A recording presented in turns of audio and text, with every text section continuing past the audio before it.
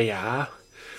Welcome to the Overshare Pamphlet. My name is Rob, and I'm the host of this one man show. Surprise! Merry Christmas! Merry Christmas!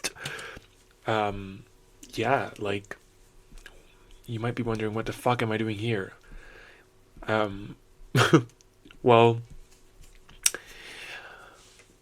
bet you thought you had seen the last of me, right? Well, you were wrong, because I know last time I said that I was not gonna uh, probably do an episode, but I lied. I lied. I'm doing an episode midway through the week. It's just like a bonus special episode I'm doing just for like a little like Christmas treat for y'all, since I won't be recording for a couple of like for 2 weeks basically. So yeah, this episode will probably come out. I think it will come out on the 25th actually. Yeah. So yeah, by then it will be already Christmas. So Merry Christmas, Merry Christmas, and yeah, I wish everyone who's listening happy holidays, you know? Get with your family, eat food, get fat, do whatever you want, you know? If you don't want to eat, don't eat. Don't eat, but you better eat, you know? You better eat. Anyways, wherever you are, I hope you're having a fun time. That's all I'm saying. So yeah, I'm planning to do today a very special episode. I was thinking, what am I going to do? Am I going to do a normal episode? Can I swing that? I don't think I can swing that because I don't have enough time to record it.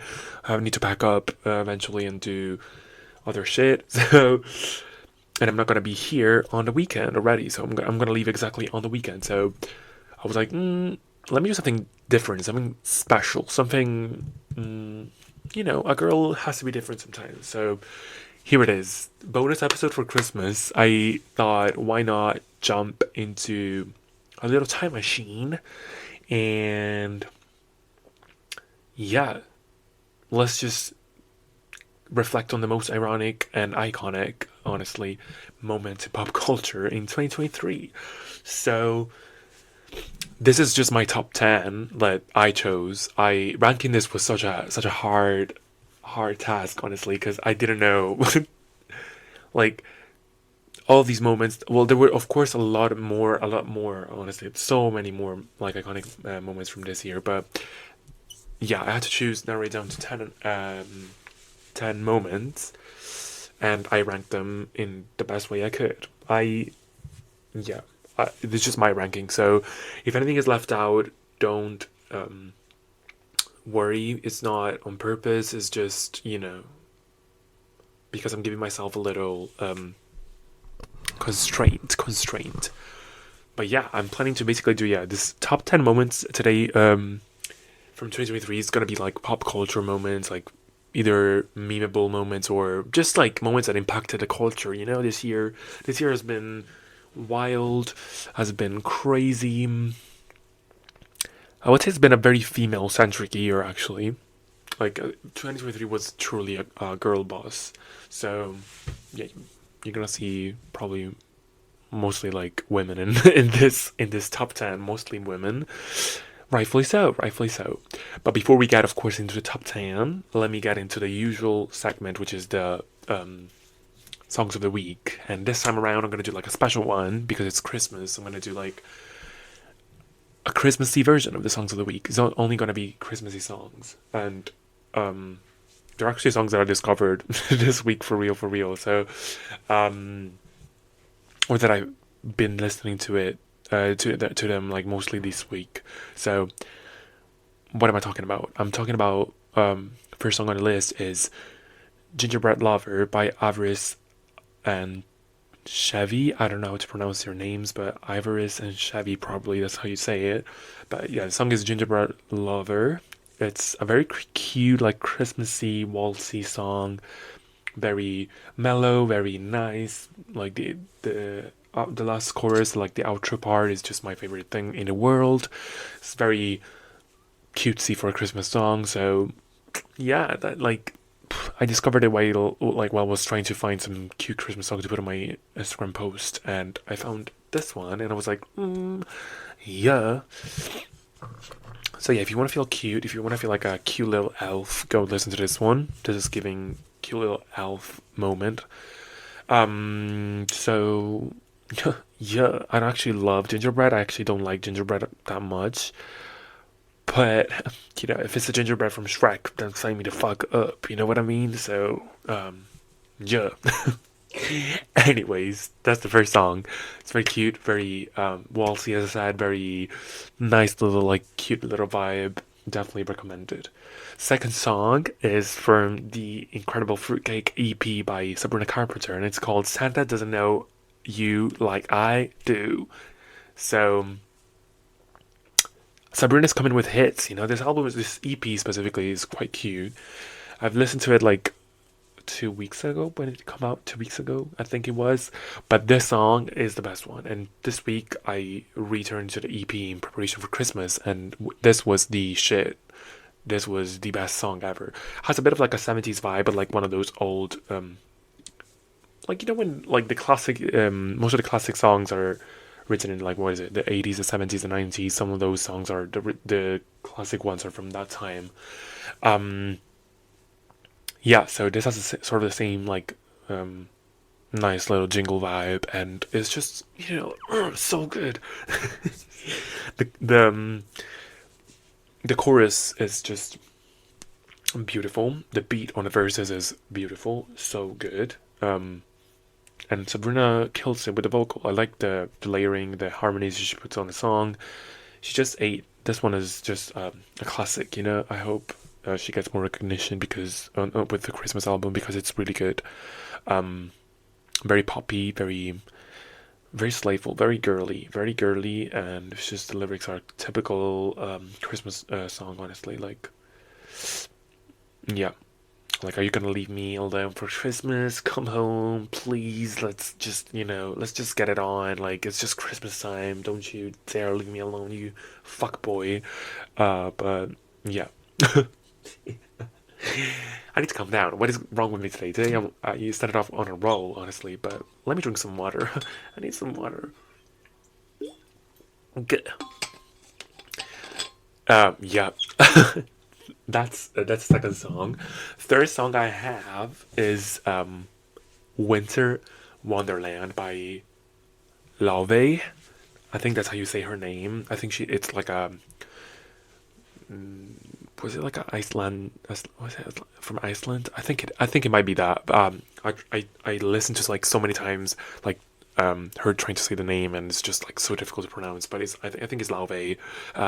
So go listen to it. She's the jazz queen of 2023, in my opinion. Her album Bewitched is just like so fucking good. She's saving jazz. She's doing what Taylor did for country. She's doing the revival of jazz. It's actually not like it is. The album is jazz, but it's like pop infused, so it's like very digestible in that sense. So, but yeah, Winter Wonderland is such a cute, like jazzy, Christmassy song. But it came out in November, like November 23rd, I think it was. So, do with that what you will, Yeah, if you want to feel basically Christmassy, listen to these three songs. I want to shout out also Baby Monster, K-pop group. They came up with an original Christmas song as well. I think it's fully in English. Let me double check. What the fuck was it? Baby Monster. Something like, yeah, it's Christmas Without You. It's a cover. Okay, I don't fucking know. I'm talking out of my ass. But go listen to it. It's on YouTube, I think. But the girls are eating vocally. They're just serving. Like, what the fuck? They're all so young. Like, they're babies for real. But the song is incredible. Just pure bliss. So yeah, you cannot stream it actually on Spotify. I think I don't think it's there. I checked when the song came out and it was not there, but it's on YouTube, and it's just good. It's just giving like it reminds me of when Lil Mix did a cover of one specific Christmas song. I can't remember the name because it came out like 10 years ago or something. But yeah, same vibe because they're in the studio. They're singing next to a tree. It's just so good, cute. Period. Yeah, so get in the spirit, get in the mood. This episode is coming out on the 25th. Get in the mood and listen to these songs on the 25th. And if you're listening to it later on in the week, just bob to the songs. Either way, we just have like we still have New Year's to celebrate. And even if you're listening to this episode like after New Year's, I don't fucking care. Go listen to the songs. They're always good. I'm the type of person who sometimes listens to Santa Can't You Hear Me by Kelly Clarkson. Even during the year, even during summer, for example, because it's just not good, you know. Like, cannot deny it. When a song is good, it's good. It's timeless. It's fucking incredible. And I am a firm believer in Christmas nostalgia because it's a real thing. Just the same way like you get the summertime sadness, as Lana would say, you also would get Christmas sadness. You know, like winter sadness, whatever the fuck that is. You know. I'm hyper today, honestly. Probably because I had 2 tensings today, but that does not matter. You listen to what the fuck I have to say and you just do it, you know? That's just the rule of this podcast. It's my kingdom, my empire. Damn. I'm gonna keep it down a notch. Let me now introduce the top 10 moments from 2023. So yeah, as I said, these are all pop culture moments, memeful moments. I'm just gonna go back to like, you know, a little bit of a time travel back to all the moments that, you know, enlightened our year, gave us some like, you know, some time to reflect sometimes, and then other times to just, you know, have a good old laugh. So yeah, I'm gonna start off with the number 10, and I'm gonna go up, you know. So yeah, let's start off with, of course, number 10. You know, just because it's number 10 doesn't mean it's like the least favorite that I have, but it is down there just because compared to the other supermodels on this list, she is just falling slightly short. But she's still gorgeous. She's still A. So the number 10 on my list is Megan, the movie, horror slash comedy movie, because it's still a comedy movie in my opinion. But yeah, it is the cuntiest horror comedy movie of the year in my opinion. Truly a revolution. I would argue that it's probably the most organic movie of the year. Like, she conquered. Like, she had the smallest budget in Hollywood. She only had a ratchet wig and some TikTok moves, and she managed to build an empire out of that. You know, like, she just did a damn thing. And I want to mention Angela Bassett did a damn thing. I was not going to put it on this fucking list because it's just, I surely couldn't get it. Like, I got why like everyone started saying it for just like what, 2 weeks or whatever, how long it was, but the cultural impact was not there in my opinion. Angela Bassett, I hope she's doing well. I actually don't know what to say to her, but I hope she stays. But yeah, this movie, beautiful, cuntiest horror movie ever.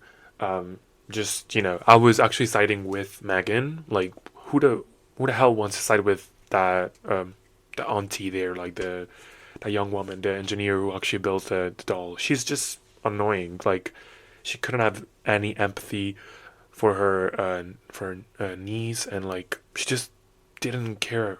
Like, she was just awful. I truly hoped that Megan could kill everyone and just, you know, rule the world, because she was doing a better job at raising that little kid than this. Like, I can't remember even the name of the girl, to be fair. That's how forgettable she was. But she gave us Megan. She built Megan, so I cannot really be too mad about it. Yeah, like, Megan slayed. She was just serving incredible looks as well. Like, the wardrobe for that doll was incredible. There were times where I was like, when I was looking at the doll in the movie, like when it was CGI, I was thinking in my head, I don't know if there is any correlation in terms of like how the CGI looked, because I don't think it looked too bad, but maybe it did. I don't know. I was thinking of Renesmee from Twilight, the CGI baby. Like, same fucking thing. I don't know. Like, it was giving me the same vibe. I don't know why. But I could see Megan in the Twilight universe. So, yeah, like, that's probably one of the main reasons why I included her, like, in the list. Because she was, like, truly... Like, I still remember to this day watching the movie in the theaters and, like, laughing and having such a blast, and also how much people loved the movie, and it was organically, um, destroying the charts. Like she was truly dominating the horror, like the horror genre. And I think it was was it close to Halloween? Probably before Halloween. I can't remember, but it was really like a revolutionary movie in my opinion. Like so good, like a good funny spin, almost blockbustery in that sense. Like I hope that if they do a sequel, because of the success of the movie, they get a bigger budget and they do like even more, because the potential was extremely present in the movie, and it's one of those cute stories that I would love to see, like to follow and see where it goes. So yeah, Megan, just keep going, girl. Like you're doing nothing wrong in my books. She's just eating it up.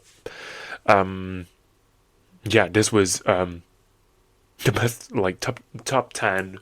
She had to like be in the list, and she's number 10. But don't worry, we have even more to follow up.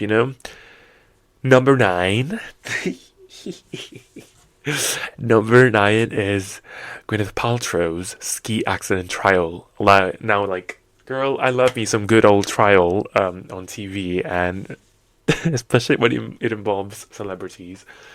Now, I have to be completely honest. The accident itself, I don't fucking know like what it is about. I didn't even like bother to check, because it was just like I don't care. Like I just didn't really care about the actual accident or whatever it involved. I just was there for my girl, Gwyneth. She's just that woman. If you don't know, I mean, I assume you know. Like Gwyneth Paltrow is just like insane. Like she sells like vagina candles, that like candles that smell like her vagina, or she sells like an egg that you should like put into your vagina or whatever it is. Like she's just unhinged. She says the most random things ever. She was in the Avengers movies and she doesn't even like remember filming them. Like she doesn't even know which movie she's in. She's just unhinged. She's just the weirdest person ever. um so imagine my surprise when I heard that she was in a trial, and I was like, oh my god, this is like the single most important moment in history that I have to follow. I have to see what the fuck is up. So yeah, she just was serving face the entire time in the trial. She was just so so funny. The issue itself, like the trial itself, it was just for such a minor like thing. Like truthfully, if it wasn't for Gwyneth, or in general for any celebrity, I wouldn't have even bothered to like check it out. But yeah. This was go please check out, like, I don't know, TikToks or YouTube videos about the trial. Like search the most memeable moments. Like I'm sure you won't be disappointed. Like this woman asked for $1 for compensation. Cunt. When she was going out, she was whispering in Terry Sanderson's ear, saying, "I wish you well." Cunt. She she got a massage after the incident. Cunt. And when asked about her losses because of the accident, she replied, "Well, we lost half a day of skiing." Cunt. Need I say more? She was just so like unbothered, such a like white woman type of thing, like first world woman type of issue. Kind of love it. It was televised. She was just serving cunt, and even I can't remember if it was her own attorney. Yeah, I think it might have been.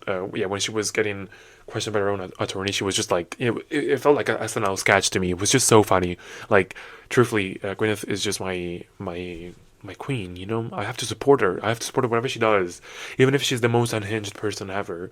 Like, she does truly like some of the the craziest things ever in the world. But I cannot help myself but be in awe of her.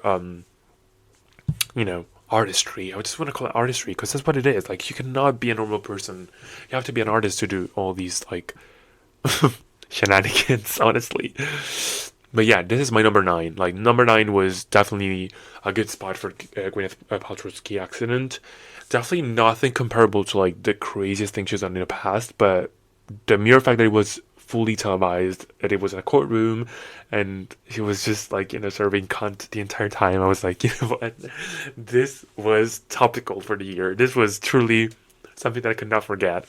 So number nine goes to my queen, Gwyneth. So yeah, go check it out. Like, I'm sure there must be like some sort of like recap or something like still on YouTube. So you will do yourself a favor and you will thank me later as well, Um, amen.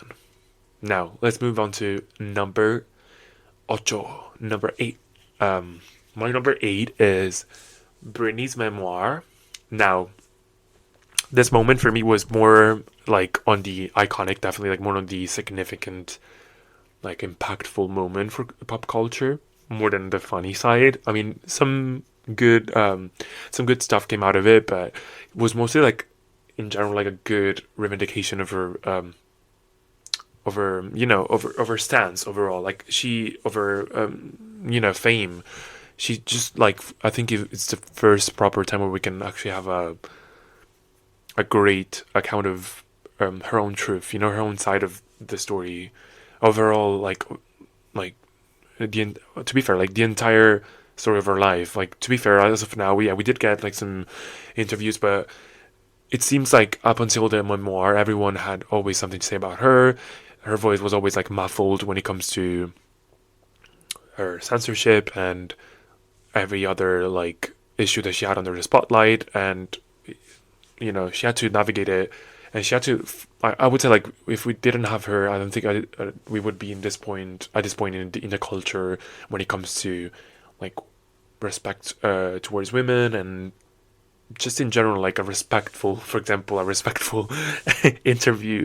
Like, she had to like pioneer all these things for the girlies today. Like, she had to pioneer being slandered basically on several nightlife shows, paparazzi issues, and all that. Like, I think we really have to give her the props for introducing a lot of like mental health conversations when it comes to female entertainers specifically.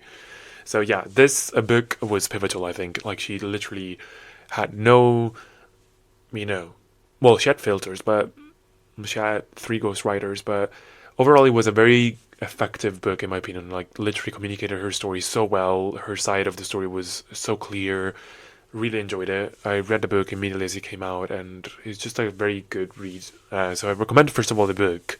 But the most iconic moment from the book, in my opinion, was her putting Justin Timberlake on blast. Well, apart from her family, of course, and her sister specifically, but I would say most importantly, she literally exposed Justin Timberlake for the shitty person that we all knew he was, but we wanted to hear it from her for a good old time, So, yeah, she basically put like, Justin Timberlake's ass on blast. I am so here for her speaking up about her issues with the man, especially because back in the days, she was like, scrutinized so much, and she was blamed for a lot of the breakup and a lot of the issues in their relationship. When it comes out like that, he was actually quite the shitty man. Surprise, surprise, it's always man. Like, for example, she said she had to get an abortion because Justin just simply didn't want to be a father. And when he found out about her pregnancy, he basically made everything about himself rather than her. She was so young. I don't know. It's just crazy. She also exposed him for breaking up with her by text, or him actually cheating on her instead. Like, I think at the time the news were saying that she cheated on him, and then he did the song "Cry Me a River," and everyone was like slut shaming her. Well, he cheated on her first, so girl, terrible. Honestly, like it always comes down to like man doing shitty things and covering like blaming women and all that. So terrible. But I'm also bringing this into the mix because the impact of the memoir was so big that to this day, this man is bitter. Is just bitter and hung up on it. You know, he very recently performed. I think it was a week ago. He performed "Crimea River," like fucker. The Crimea River, as I said, is about Britney Spears and their breakup. And he even decided to jump on the mic during the performance when he sang Holy Grail, I think. Before jumping in, he said, "No disrespect," and we all just like. I think he said like, "Ain't we all just entertainers?" Like I think that's how the song goes. But yeah, but Britney saw the performance and she jumped on Instagram. She replied by saying, "I never mentioned how I beat him in basketball." And then he would also cry. "No disrespect," she said. Britney, I love you. She just ate him up. I kind of love that. I just love when Britney is in her messy boots, you know? Period. The girl had to like speak up again, you know? She had to let everyone know that she was not going to go down without a fight, you know? So, yeah. Great moment for the culture. Glad that Britney is finally speaking up. Her dance with the knives is just... It's just so funny. I kept getting it on TikTok and I kept laughing about it because it was just so unhinged. Thank God she clarified that they were fake knives, but it was just so funny. Oh my God. Britney, what a queen. Yeah. This actually leads me perfectly into the next spot on the list, which is number 7, and it's AI, because AI this year has been actually like going full on, and no, it seems to like to have no actual restraints. Like it's just incredible. Like and actually quite scary to be fair. I'm mentioning the connection with Britney because, for example, there's some speculation that the song that will.i.am and supposedly Britney put out this year, "Mind Your Business," I think it's called. It's actually some of it is actually generated by AI, like the Britney Spears part. Some of the vocals are actually AI generated. So I don't really know how like the legality of it all there, like what's gonna happen there. But I think it was pretty clear that Britney was not happy with it. I'm not sure if she's suing, what's happening there, but crazy. Um, yeah, so I couldn't make a list of the top 10 iconic moments of 2023 without crediting the single most inhuman thing being turned into like honestly art. So yeah, thanks to AI tools, we managed to listen to, for example, Toad from Super Mario singing "Diamonds" by Rihanna. Like duh, like well overdue. We were all waiting for that. But apart from that, we actually got some great AI covers from actual singers. Like for example, my personal favorite was "Seven" by Jungkook, but sung by Taylor Swift. That shit was so good. I want it on Spotify. Incredible. I don't really care for the original song, but I love the Taylor Swift version. Just gives it like I don't know. I love when girls have big dick energy, you know? Period. But there are so many good ones, like so many Ariana Grande AI covers that were incredible, just really good, like incredible. And apart from like songs and all that stuff, like voice notes or whatever it is, um, AI tools also gave us some like impeccable memes, in my opinion, some crazy ass images. Like, my personal favorite was Nicki Minaj signing the Declaration of Independence with the founding fathers. Like, incredible. You cannot, like, already me saying this, you could not have, like, have you having shivers up all up your body, like, goosebumps, right? Like, this just, like, just made my, like, whole being shake. I cannot believe it. When I saw the picture on, I saw it on Instagram actually. It was just so fucking funny. And we got so many of them. Like, we got so many interesting photos as well. Like, I think the Gag City, I already talked about it. Gag City was a movement, I would say, created by her fans using AI images for the release of her 50th year album Pink Friday 2. And apart from that, we also got, I don't know, crazy ass moments like, I don't know, I think it was like Timothy Chalamet and Tom Holland, yeah, dressing up as a Spider Man and having an affair. It's just like crazy shit. It was so unhinged. I'm sure like all these celebrities are starting to like get into the legality aspects of it all because I cannot imagine these people being okay with all of this happening, you know?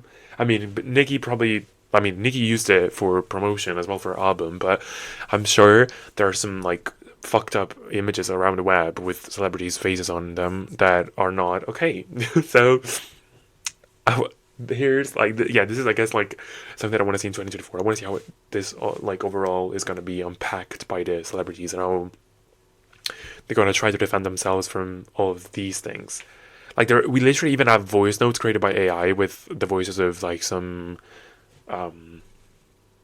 celebrities. Like for example, I don't know, Obama with like actually even his face, but anyways, like put on Ice Spice's Genius interview saying, "You thought I was fooling you? That baby I munch." Or like was it was it Two Hit Wonder? Da, da, da. Imagine that. Imagine Ice Spice with with the face, like with Obama's face on her, saying all this, and his voice saying all this shit. Like, who the fuck does that? That's incredible. Like to me, I had to include this on my list because I could not include it. You know? Oh my god, what a moment! What a moment for the culture. You know? Anyways. Let's move on to number six. Number six. Now, number six is just pure drama. It's the Selena Gomez and Hailey Bieber reignited beef. So the beef between these two girlies has been like a historical, like, you know, thing. Like if you ask a child these days, they will probably know more about like Selena Gomez and Hailey Bieber than, I don't know, the War of the Two Roses in the UK. Like, this is the new beef. This is the new War of the Two Roses. Are you Team Selena? Are you Team Hailey? The fuck? I know, like, some of you may say, how is pitting two women against each other one of the most iconic moments of 2023? Well, girl, if you live for drama, then this was your year to live. Like, this was your year. This was the year for you. And personally, I was so invested in all of the absurd stories coming out at the time. Like, I think it was March 2023, something like that. My TikTok was like, you cannot tell me this was not like everywhere. Like my TikTok was full of people picking sides and pushing crazy theories and narratives. We were all tuned in for a good time. This was definitely like a very impactful moment for 2023 in my opinion. Like the drama was crazy. And I'm gonna also get into why I think it's actually that impactful, because you might think we all forgot about the drama, but oh no, girl, there's like plenty of new things coming up. Um, we went, for example, like we went from the Jenner sisters getting involved to Hailey allegedly copying tattoos, clothes, products, and even entire sentences. Like, crazy. Shit was wild. I think at the time most people are actually picking, of course, Selena's side. But I think what's most interesting actually is how, like, now very recently, because of the Israel and Palestine conflict, has involved actually many celebrities. Many people have actually flipped their opinion, and they're now like, you know, having enough. Like they had enough with Selena specifically, because when she took to Instagram to address the conflict, she made it somehow about herself and about her sister, and she didn't know what to do. Like there was nothing that she could do, and people were saying, like, how about you just donate your fucking money? Like you have, oh, isn't she a billionaire now? I can't remember. I'm pretty sure with Rare Beauty she got a shit ton of money. But then yeah, you know, so she did that. She got backlash, and then she took she took social media break. Like this year, the classic phrase for Selena in 2023 was, "I am taking a break from social media, girl," and she just returns magically after just 2 days on Instagram, liking and commenting on their people's photos. It's just so funny. Like, and you know what's even funnier? I know a bitch in my life, like a girl in my circle or ex friend who used to do this shit all the time. She would say like, I don't know, taking a social media break, and after 2 seconds she would come back on Instagram. So I'm afraid that these type of people are actually quite common. You can actually find them going around. Anyways, yeah. So very impactful moment for the culture, I would say. Like, you cannot tell me you were not invested in the shit because you're a liar, you're a cheater, you're a misogynist, you're crazy, you're insane. Yeah. Um, I hope they can just quash the beef and just like, I don't know, get photographed together eventually and just leave Justin Bieber alone. Like, just I hope that Hailey breaks up with Justin, and actually I hope Selena breaks up with Benny Blanco, because what? But yeah, just need to like leave these two men and just enjoy their single lives, because she'll be single soon. She'll be single soon. That song tanked, but I still stream it. I want you to know, Selena, that I'm a fan. I love that song. I still hope you're planning to put out an album.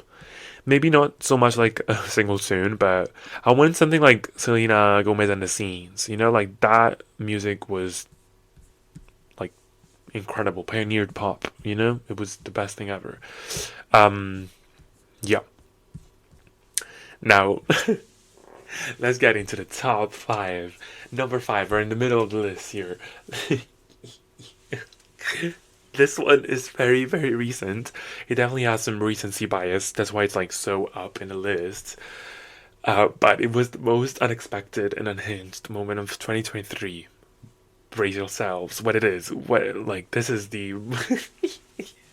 This shit was so funny. Like, what? I remember just casually logging in on Twitter and seeing a flood of tweets about this. And I'm, of course, talking about the sex tape in the Senate House in the US. Like the full sex tape of these two gay guys in the Senate House, completely empty Senate House. They're just sitting there at the table having sex, and it was just like, what? What the, what the hell? And today say America is back. America is back to its roots. Like it's just back to the unhinged America that we all love. Say what you want. The guy, I think the one or two guys were, I think yeah, one of them was employed by the Senate. He was a staffer, and he was unfortunately, well, of course, he was fired. But kudos to that, kind of iconic. It was just like all the girlies were scrambling. Like we were having so much fun on Twitter. It was just like meme after meme after meme after meme. We're involving Lady Gaga. She's supposedly investigating right now on the scene. We're having RuPaul's looking for evidence. We're having all the gay icons trying to find out if that actually happened or not. But thank God for this video. This truly like turned like it was just like end of the year. You all thought that we had seen the last of like the memes for the year. We're already like at tail end of the year. Nothing good was gonna come out in the end. But no, they surprised us. They gave us this little like Christmas treat. Thank you so much. December was saved by this single video. Oh fuck! It's the fire alarm. Oh my god. Let me stop. I'll be back. I'll be back. I'll be back.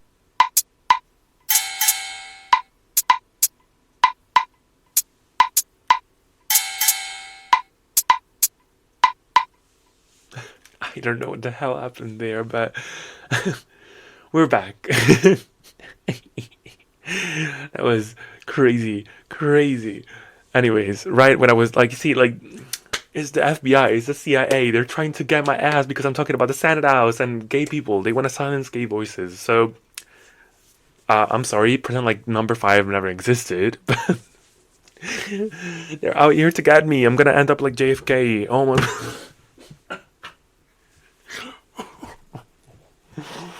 Anyways, let's move on to number 4 before something catastrophic happens again.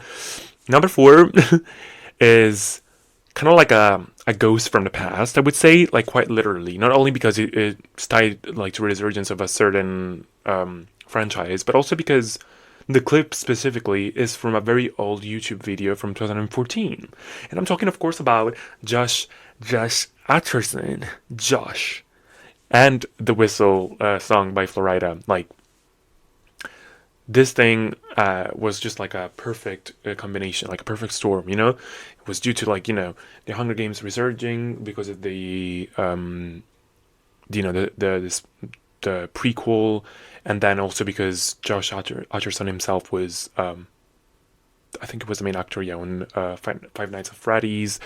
Yeah, so people started, like, you know, going back to the old memes from when the actual initial trilogy was released, and they found this video from 2014 with Josh Hutcherson. It was sort of like not a fan cam, but like one of those, like I guess like the yeah, the original thirst traps, I guess, like the OG. Before there were thirst traps, there were like fan made videos with photos, just random pics of celebrities with like interesting songs. And this was Whistle. It's so funny to see like how in 2014 this was not considered like ironic or funny, but like it aged in such a way, like we're such in a post irony like world that we just like turned it into like something hilarious, because it's quite cringe, like if you think about it, but it's actually so funny as well. And the reason why it's like a number 4 as well is just sort of like kind of personal as well, because it impacted my personal life so much, because I've been bullied by one of my besties. My besties, one of my besties came after me. I kept sending me TikToks that allegedly seemed harmless at first glance. I'm sure they are all aware of like what I'm talking about. Like, if you happen to be on TikTok a lot, you would see, especially around like, you know, November, you would see plenty of this harmless videos at first, and then they had randomly a clip of Josh Hutcherson with the specific clip, yeah, with Whistle playing in the back, just come out of nowhere. So yeah, I was traumatized. I kept on receiving these videos and having trust issues now, because I cannot open a TikTok anymore that my friend sends without like thinking at least one time, what if it's another Josh Hutcherson video, you know? And it actually, most of the time it is. So my bestie, I know you're listening. Thank you. Thank you so much. But yeah, you cannot escape this. You could not escape this video back in November, and I think it's still to this day like quite prominent. You know, very funny, very funny. I have to say, like, I don't really like. I do understand like the obsession with Josh Hutcherson. I find him cute, like a cute guy, you know, like a guy you wanna protect at all costs. You know, someone who's like so pure-hearted and like he's just there, you know, so cute.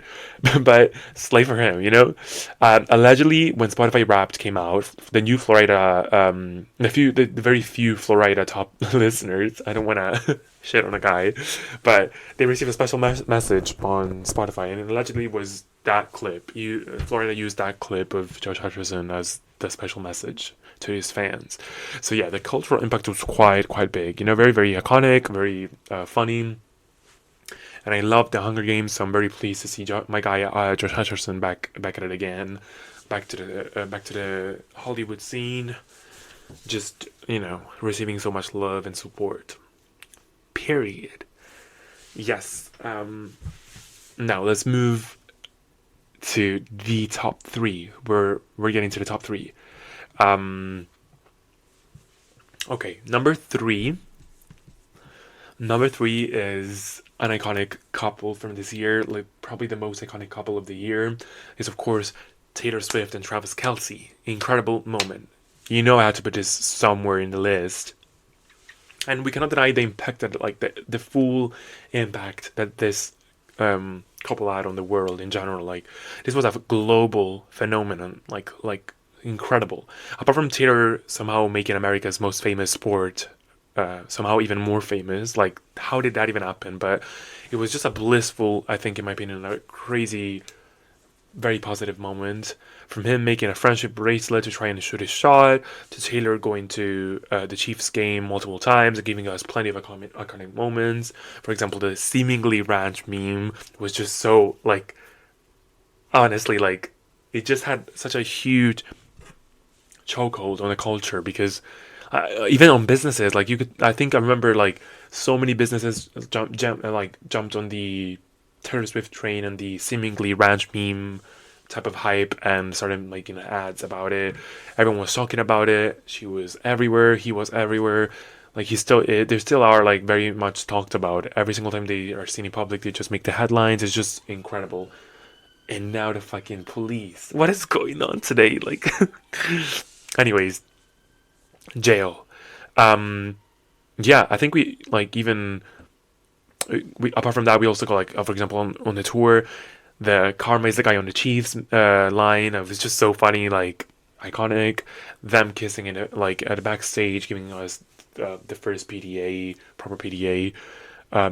Just so funny. You name it. Like everything related to them just became iconic and just you know generated a lot of chatter and a lot of engagement.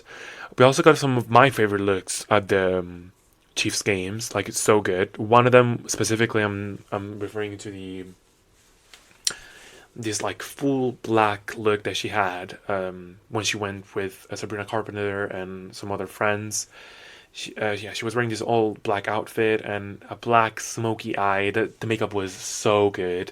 Like I was completely gagged. Like the makeup was so good. It made her look like a Disney villain, like purely evil, but like evil in a good way, like the kind of villain that you want to root for, you know? Like she was starting to look so good. The police is still back. Oh, they want to kill me. They want to kill a bitch. They want to see me succeed. Why? But yeah, so much content given by Tavis. Tavis is the name of the ship, so period. Actually, my favorite moment overall of the two of them is that picture in his car when they were leaving the first game she was seen at.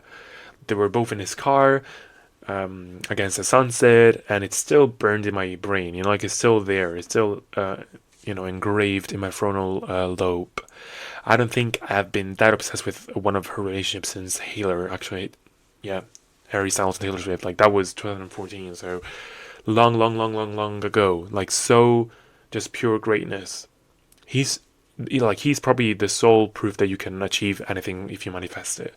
Like the the friendship bracelet thing, the stunt he made was just so funny, like so cute.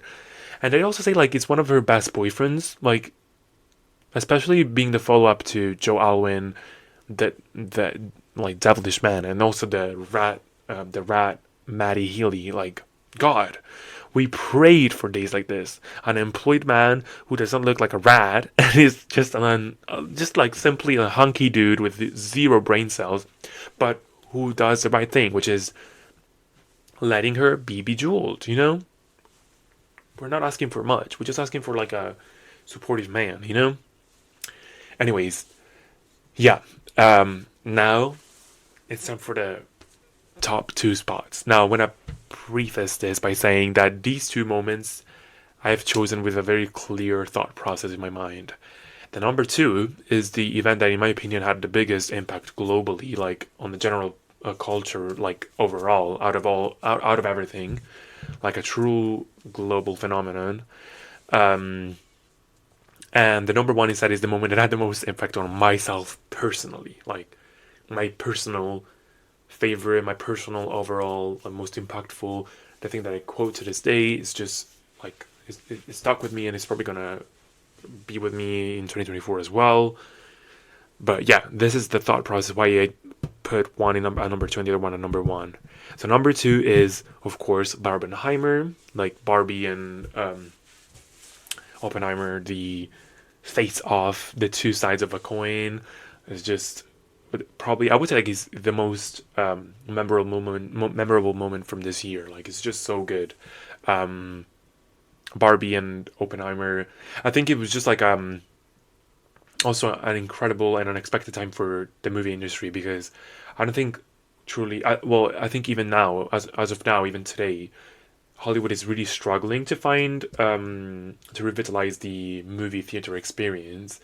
Like, truthfully, we didn't have a big movie theater experience since like the good Marvel movies, like the Avengers movies or the Spider-Man movie. So yeah, it was so rare, so unexpected. Like, Hollywood is still, I think, even after Barbenheimer, is still pretty much struggling. But Barbenheimer was a moment, like, out of the blue, that came out of nowhere. Um, Great counter programming, marketing in that sense, because they're pretty much two very opposite movies, two blockbustery movies, but two very opposite movies in terms of like cinematography and message and purpose of the movie and just everything. And their like impact was so strong, like they permeated the culture so well that even like now the Barbenheimer is a moment that we quote whenever we want to talk about to like juxtapose, I guess, like two completely different moods that you may have, or like, you know, a rotation that you do from going to like a very sparkly, happy, outlook to a very, like, dark, grim reality, or like just simply in fashion as well. Just two different, completely different looks, like alternating black and the black and a pink, black pink. But yeah, it was just like it permeated the culture so well. It was just like a good juxtaposition of like two different moods.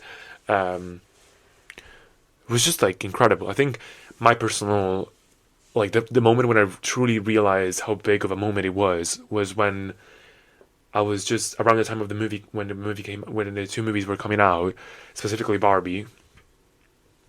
You would see people around wearing pink a lot, whether consciously or unconsciously, because it, like, just the marketing for the movie was just incredible. Like, everyone was just like adopting the pink color as just something incredible. I never truly saw like I've never seen like a moment like this big in culture, like in pop culture, in a long time. So yeah, as I said, like, even in some of my previous podcast episodes, like, it's so difficult to have so many people tuned in on the same thing, and they truly managed to like do that. Like, Barbenheimer was the shit, and it was also one of like the main reasons why it was such a like female centric year overall, because Barbie was towering, and then we had Taylor, we had Beyonce, we had a lot of women in this like list that I also made. It's just incredible, like, truly a moment to celebrate in the cinema world, but also in general, like in our culture. So yeah, just a great source of entertainment, and so many memes also came out of it. We still, I said, like, to this day, reference Barbenheimer whenever we want to talk about two things that are completely the opposite but are enjoyed at the same time. Like, you can enjoy them at the same time together. And I think, even, for example, I think when Five Nights at Freddy's and Paw Patrol actually came out, they tried to like market the two movies because they came out at the same day or same time as the new Barbenheimer. Of course, it didn't go the same way. Of like, who the fuck wants to watch Paw Patrol? You know what I mean? But the impact was so big. Yeah. Kudos to Barbenheimer. Like, literally changed the game, changed the world, and truly gave us something that hopefully can be replicated in 2024. So yeah, I'm hoping that in 2024 we get at least another big moment for everyone, like a global moment like this, because it was just like such a nice moment to live in, because everyone was tuning on the same frequency. We were all talking about the same thing. We were all excited about one single thing. It was quite entertaining, and I truly enjoyed going to the movie for the full experience of it all. I never had like this big experience, to be fair. Like, even with the Avengers movies, it was more for the movie itself, but this turned the experience as a full like commitment. You had to dress up, do a full thing. And I think Taylor Swift with their Eras movie sort of like reimagined this as well. Like it was a version for the music, like for the concert movies as well. Like it was a similar impact. Like it was a moment that you had to experience it. You had to go there fully dressed and all that. And I think people should look at these examples to maybe try and revitalize the movie industry moving forward. Like it's such a great example of what you should do correctly to engage the masses again. Try and at least pique their interest in some way or another. Make it seem like it's worth it. Because it is. It was a great cinematic experience. But anyways, let's move on to the last one. Top one, number one moment of the year, in my opinion. Let me introduce it this way. Imagine this. A choir of women, heads shaken, eyes blinking, but still able to pierce your soul, lips quivering, only able to utter 2 single words. Well, yes! And then there was light. And then there was God. I'm talking, of course, about the "will yes" meme. I personally quote this thing way too much. It's just my favorite thing on the web. It's just so funny. Specifically, the video of the 4 iconic women say thank you to Alex Consani, thank you to Tokyo Toni, thank you Lady Gaga, thank you Samantha Jones. Y'all gave us the funniest lingo of 2023. It is the lingo of 2023. It is the word, the phrase, the catchphrase of 2023, in my opinion. Well, yes. Just very, very funny, seemingly graceful, but actually so fucking stupid because it doesn't make any fucking sense. And people use it in the wrong way, and it's just so funny, even funnier, honestly. But yeah, it was truly like the funniest thing ever. My besties, my friends know that I say "well, yes" all the fucking time. I'm obsessed with it. It wouldn't come as a shocker. It's just so funny. A moment that I truly cherish from this year. Just so funny. It's partly also linked, of course, to Alex Consani. Alex Consani is just the personality of the year, in my opinion. Like the best. She pioneered a new influencer, like a new content creator vibe. Like she's a full-time off duty. No, well, she's not off duty. Like I think that's her job. Like she's a full-time model, and she's a TS hanging out at VS, the backstage of VS. She's just so good. But when she takes to, like, even if you look at her Instagram, it's so like very mysterious. She posts like very artsy photos of herself and her friends. It's just so cool. But then when you go to TikTok, that's where her real personality comes through. She like posts some of the funniest TikToks I've ever seen. A lot of backstage of these high-end fashion shows, but she makes them so fucking hilarious. Yeah, just a great girl. A great girl. She is, some people may say she's Jules from Euphoria. She's the big Jules from Euphoria because she's taller than Hunter Schafer, but they look so, well, they don't look exactly alike, but they look similar in that sense, I guess. I don't know, it's just so funny. And I wish her the best, I wish her a great 2024, a year of success, even more success for her, because she deserves it. She's so funny. Yeah, so thank you for giving us this amazing moment for the culture. Well, yes, we've come to the conclusion of this video. What am I saying? I'm saying bullshit. I'm spitting bullshit. Of this podcast episode.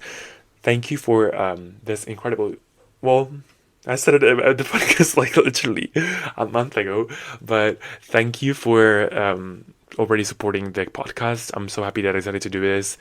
Very happy for the support and the engagement, and very happy of what I'm doing. It's just like a creative outlet that I have. It's just so funny. I love having this little like side project. It's just so like effortless for me. It's just something I like to do. Just like lets out my creative juices, So yeah, I'm gonna end this one by wishing y'all the happiest holidays, the best Christmas, the best New Year. Go celebrate, go have fun, go get blackout drunk, and please stay safe. And just a big hug and a big kiss to your families. Slay, keep on slaying, and slay those bells. Slay those motherfucking bells, girls. Bye. See you in the new year. Mwah.